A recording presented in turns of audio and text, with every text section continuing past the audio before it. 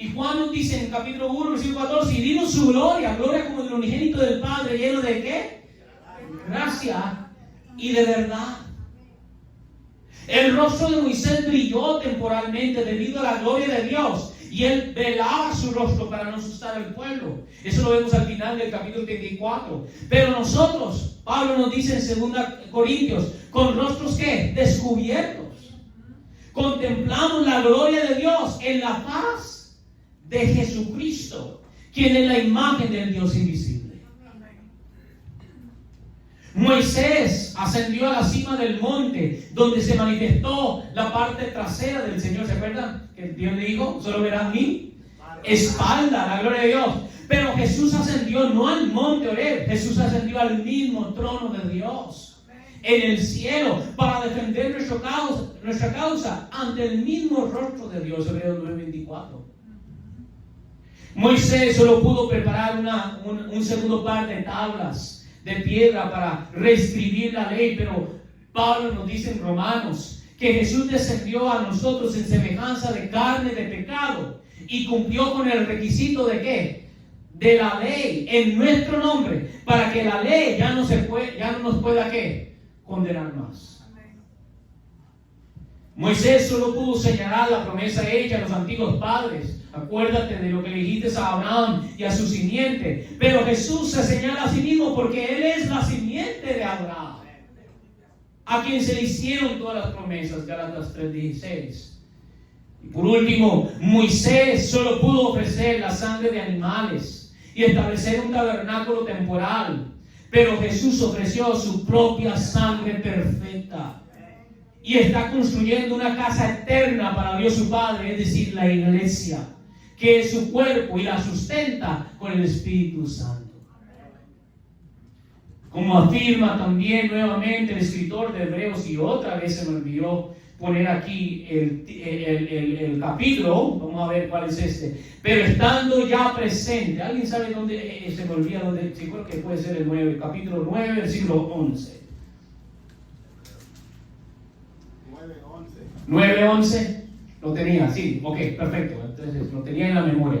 9:11, mire otra vez el autor de Hebreos lo afirma, ponte ahí 9:11 de Hebreos, dice, pero estando ya presente Cristo, sumo sacerdote de los bienes venideros, por el más amplio y más perfecto tabernáculo, no hecho de manos, es decir, no de esta creación, y no por sangre de macho cabrío ni de becerro, sino por su propia sangre, entró una vez y para siempre en el lugar que santísimo, habiendo tenido eterna redención.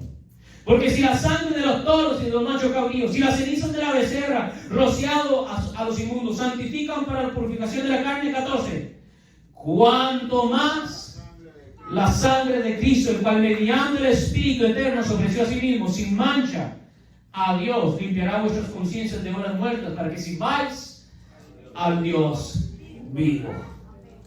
Yo les pregunté dónde está nuestra esperanza, dónde está nuestra confianza ante Dios, a pesar de nuestro estado pecaminoso, tan grande como lo fue Moisés. Nuestra esperanza no está en Moisés, nuestra esperanza está en ¿quién? En Cristo Jesús, el Hijo de Dios que se encarnó. Jesús es Señor, como dice Pablo, el único mediador entre Dios y los hombres. Y como nos recuerda el apóstol Juan, hijitos míos, esas cosas os digo para que ¿qué? Para que no pecáis. Pero si alguno ¿qué? Pecare, ¿qué tenemos ante el Padre? Abogado, paracletos. Es el mismo título que se da al Espíritu. Es el mismo título. Paracletos. Tenemos un paracletos en la tierra. Y tenemos también un paracletos ¿dónde? A la diestra de Dios Padre, nuestro mejor y mayor Moisés, a Jesucristo. Cuando dice, Él es el justo y Él es la propiciación de nuestros pecados y de los del mundo. ¿Cuál es la confianza de Israel? Porque Israel podía decir, yo sé que también mañana, aún a pesar del becerro, todavía Dios va a seguir mandando su maná? ¿Por qué Israel podía decirse eso a sí mismo? Porque mientras en el monte estaba Moisés, el mediador va a ¿qué? A detener la ira de Dios. ¿Dónde está nuestra confianza? Porque mientras Jesucristo esté a la diestra de Dios Padre intercediendo por nosotros, sabemos que el Señor va a cumplir sus promesas para nosotros. Pequemos o no, pero si Él está allí, el Señor seguirá ¿qué? Perdonándonos nuestras iniquidades, nuestros pecados, y introduciéndonos a la tierra que Él nos prometió, una tierra no hecha por manos de hombres, sino la tierra hecha por las manos de Dios, la nueva Jerusalén. Termino con una cita de Juan Calvino, donde él dice: no solo el origen de nuestra salvación proviene de la adopción gratuita en Cristo Jesús, sino que su progreso continuo hasta el final solo puede lograrse mediante la continua reconciliación de Dios con nosotros. Es decir, nosotros somos reconciliados con Dios el día que primero venimos a la fe. Somos reconciliados con Dios ¿qué? Todos los días, porque todos los días ¿qué? Pecamos. Y entonces todos los días Dios en su justa ira está listo ¿para qué? No para perdonarnos, no, porque Él es un Dios justo. Que Él dijo, no voy a dejar inocente al. Entonces todos los días incitamos su justa ira. Pero todos los días, ¿quién está intercediendo por nosotros? Cristo. Y rediciéndole al Padre, ese pueblo obstinado, ese es el pueblo que con mi sangre tú compraste y con tu espíritu tú sellaste.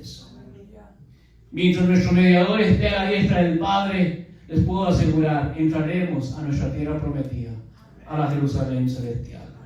Pongámonos de pie, hacemos una oración. Padre y buen Dios, te damos gracias en esta noche. Te damos gracias por tus grandes siervos y profetas que mandaste a Moisés, y después de Moisés Samuel, y después de Samuel los grandes profetas como Elías y Eliseo, y después los profetas mayores, Isaías, Jeremías, después los profetas menores, Malaquías, Nahum, Amós, y todos esos grandes hombres de Dios que sí exponían el pecado del pueblo, pero siempre intercedían por el pueblo y te pedían a ti: recuérdate, oh Dios, de la promesa que tú has hecho a tu pueblo Israel. Y gracias a esa fiel intercesión de esos fieles hombres y santos que tú levantaste, oh Dios, más de una vez Israel, en vez de ser, oh Señor, objeto de tu ira, continuamente fue objeto de tu misericordia. Pero todos esos hombres como nosotros también pecaron, y todos esos hombres, como todos los hombres, murieron. Pero gracias, oh Señor, que hace aproximadamente 2000 años tú enviaste no a un profeta, enviaste no a un ángel, sino que enviaste a tu mismo Hijo eterno. Y Él se encarnó y Él tomó nuestra forma.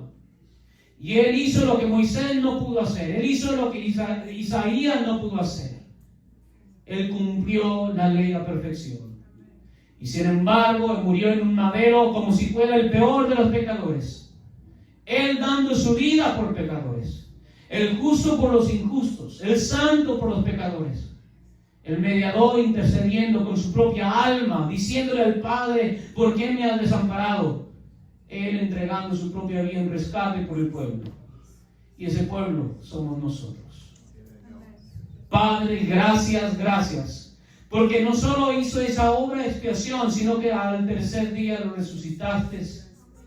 Y 40 días después ascendió al cielo y está a tu diestra. Y de ese día hasta la eternidad, Él intercede por cada uno de los que estamos aquí. El lunes, cuando vayamos a trabajar y nos olvidemos quizás de orar esa mañana, Él intercede por nosotros. El martes, el miércoles, cuando olvidados quizás, oh Señor, pequemos y nos olvidemos, oh Señor, de nuestro estándar, el estándar de Cristo, Él intercede por nosotros. Así que, oh Señor, te damos gracias porque sabemos que terminaremos nuestra carrera. Gracias, oh Señor, no a nuestra fuerza, sino gracias a la fidelidad del mediador que tenemos contigo, a tu Hijo Jesucristo. Y gracias también te damos a ti, Jesús. Y gracias te damos a ti también, oh Padre, por darnos no solo a Jesús, sino también a tu Espíritu. Adoramos al Padre, adoramos al Hijo, adoramos al Espíritu Santo. Gracias. Amén y amén. Que Dios bendiga, hermanos. Pasen una feliz noche.